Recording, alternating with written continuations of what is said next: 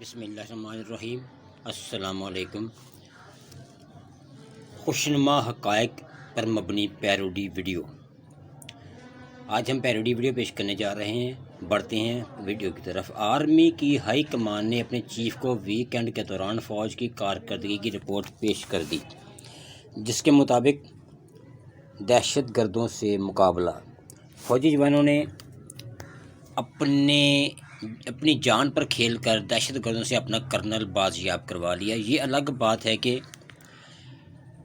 اسی دوران دہشت گردوں نے بھی اپنے 25 بندے بازیاب کروا لیے۔ خفیہ آپریشن۔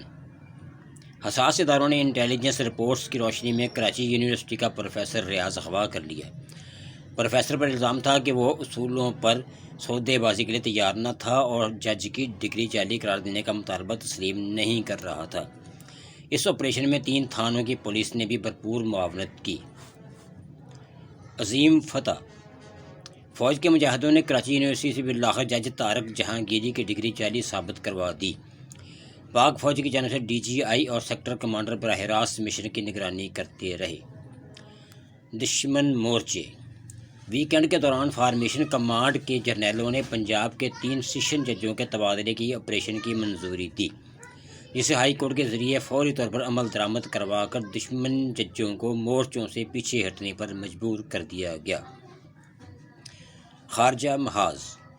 پاک فوج نے اعلیٰ سطحی وفد برطانیہ بھجوایا، جس نے قوم کے ٹیکس سے کروڑوں روپے خرچ کر کے فری لانس برطانوی صحافی ہائر کیے، جنہوں نے وہاں کے جرائد میں عمران خان کی آکسفورڈ چانسلرشپ کے خلاف دھواں دار کالم لکھے۔ دینی خدمات۔ پاک فوج نے نون لیگی حکومت کے ساتھ مل کر آکسفورڈ کو بتایا کہ عمران خان نہ صرف طالبان کا حامی ہے، اسامہ بن لادن کو شہید کہتا ہے، بلکہ اس نے ایک دفعہ امت کی بہت بڑی شخصیت سلمان رشدی گستاخ کے ساتھ سٹیج پر بیٹھنے سے انکار کر دیا تھا۔ یاد رہے کہ یہ عظیم شخصیت سلمان رشدی گستاخی رسول ہے، جس سے ثابت ہوتا ہے کہ وہ ایک پکا مسلمان راسخ العقیدہ اور مغرب کا دشمن ہے۔ معاشی کامیابیاں۔ SIFC کے ویژن کے مطابق اس ہفتے کے اختتام تک دوست ممالک کی طرف سے ایک دھیلا بھی سرمایہ کاری کا نہ آ سکا۔ IMF سے جو قرضہ ملنا تھا وہ بھی اب ملتا نظر نہیں آ رہا۔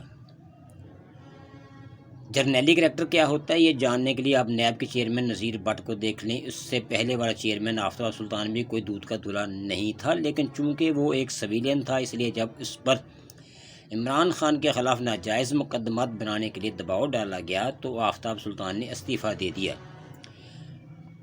موجودہ چیئرمین کی رگوں میں چونکہ جرنیلی خون دوڑ رہا ہے، اس لیے غیرت کا کوئی ایک قطرہ بھی اس کے اندر موجود نہیں ہو سکتا تھا، چنانچہ اس نے ہائی کمان کے ایما پر جھوٹے مقدمے بنانا شروع کر دیے۔ آج خبر آئی کہ زلفی بخاری کی جائیداد کی نیلامی کے لیے بھی نیب نے عدالت میں درخواست دے دی ہے۔ سویلین اور جرنیلی کریکٹر میں فرق صاف دیکھا جا سکتا ہے۔ دوسری طرف چیئرمین وابلہ نے بھی معروف نیزہ باز ندیم ارشد کے لیے 50 لاکھ کا اعلان کر دیا۔ چونکہ یہ پیسہ کون سا عوام کا پیسہ ہے بھئی، یہ تو پیسہ وہ شاید اپنی جیب سے دے رہے ہوں۔ بہرحال چیئرمین وابلہ ہیں تو پیسہ ہی وابلہ کا ہی ہوگا۔